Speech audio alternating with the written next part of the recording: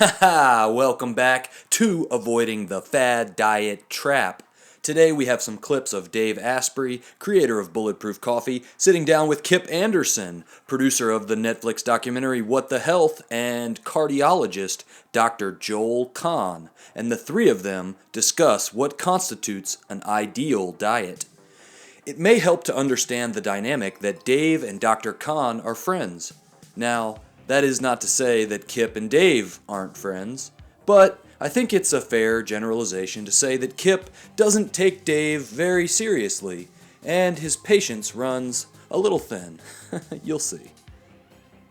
Very interesting new research just came out that shows that the plaque in your arteries doesn't come from the food that you eat. It actually comes from bacteria It's a maybe, in the gut. but it is new. Yeah, it's a Yeah, maybe. well, it's that whole I like science it's one thing. Study. It's one study. I don't know. It's one study, though. Versus 110 years of other studies. Yeah, but it is 110 one new study, I agree. This is that whole epidemiology versus understanding the core mechanisms of life. The first tactic Dave Asprey uses is a common fad diet trap of alluding to recent unproven hypothesis or potential future scientific discoveries. It's not wrong to talk about new research, but this is a distraction. Dave wants to distract you with the novel idea that the plaque in your arteries doesn't come from the food you eat, but rather from bacteria.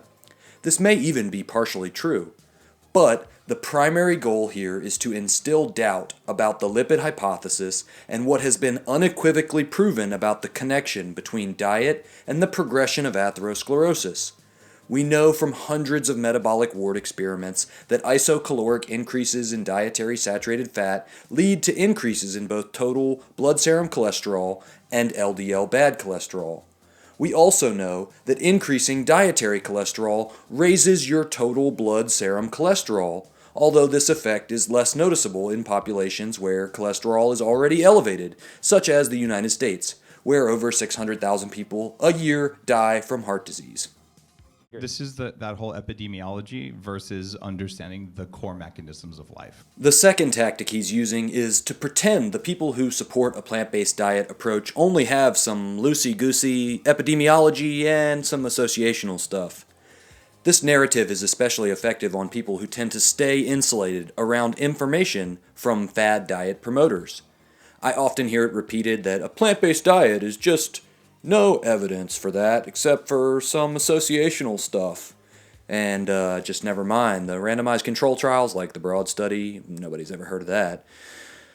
Dave wants to distract you and dismiss your attention away from the decades of cumulative research that don't support his radical fad diet approach.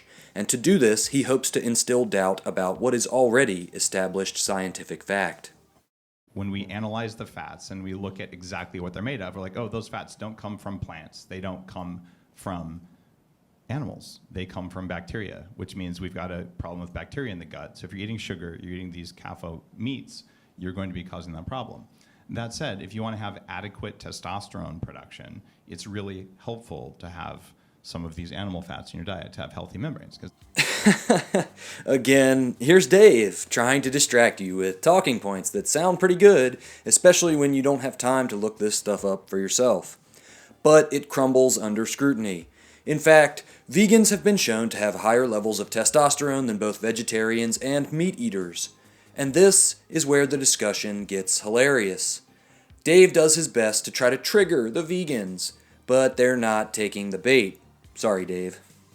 Because the bottom line is we actually aren't made out of plants. Like if you look around, we are made out of animals because we are animals. We have a very long history of eating animals.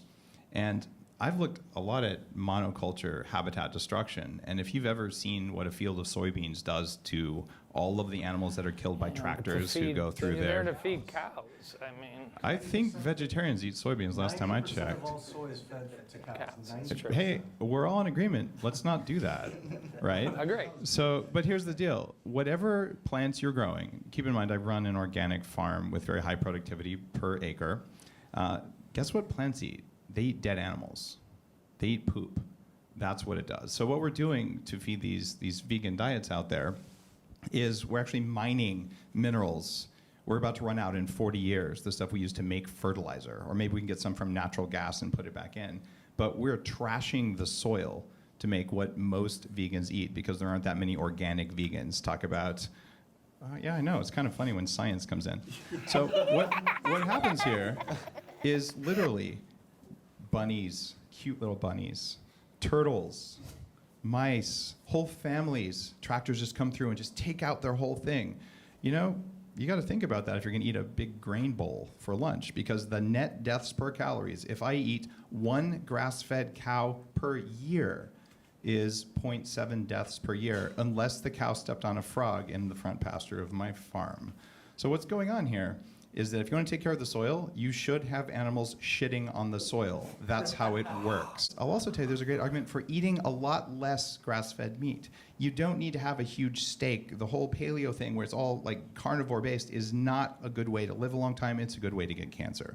But moderate amounts, particularly of animal fat and some animal protein, will make you feel better, they'll give you more energy, they'll make you look younger, they'll make you live longer, and they feed the plants the crap they need. So we can stop destroying large swaths of our environment and our soil to feed cows that eat the wrong stuff or to feed people who eat the wrong stuff, like grains.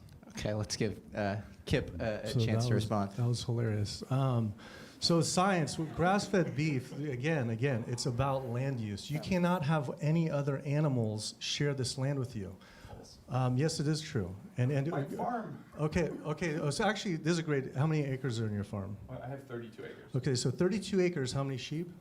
Right now, I have a half acre with 3 sheep. Okay, half acre with 3 And we sheep. rotate them around so they can eat lots of Okay, grass. so we eat lots of grass, which is land use. So if we were to take his 32 acres and I was going to go veganic farming, which how Cowspiracy ends, I would blow away the production with veganic composting and production. Not only by 10, but probably by 30. If you have only 3 sheep, not so much. I'd grow around 10 times, probably 5 to 10 times more food than you would. That's what I'm saying, y'all. You see the madness, you see it right in front of you. Now, if you're cognizant of the techniques Dave Asprey uses to confuse the audience, then you're less likely to fall into the fad diet trap of consuming a diet based on refined oil, coffee, and butter. But even if you don't take Dave Asprey seriously, keep in mind that he's essentially a member of the Silicon Valley elite, and he has built a multi-million-dollar brand on these types of health messages. You're going to tell me you don't know someone who drinks Bulletproof Coffee? So unless you're eating a whole foods plant-based diet, Dave Asprey is probably smarter than you. Always guard your face. And if you want to avoid the fad diet trap, keep it locked right here at Red Pill Vegan and throw me a twop on Patreon. So we can stop destroying large swaths of our environment and our soil to feed cows that eat the wrong stuff or to feed people who eat the wrong stuff, like grains. Okay, let's give Kip a So chance that to was- respond. That was hilarious.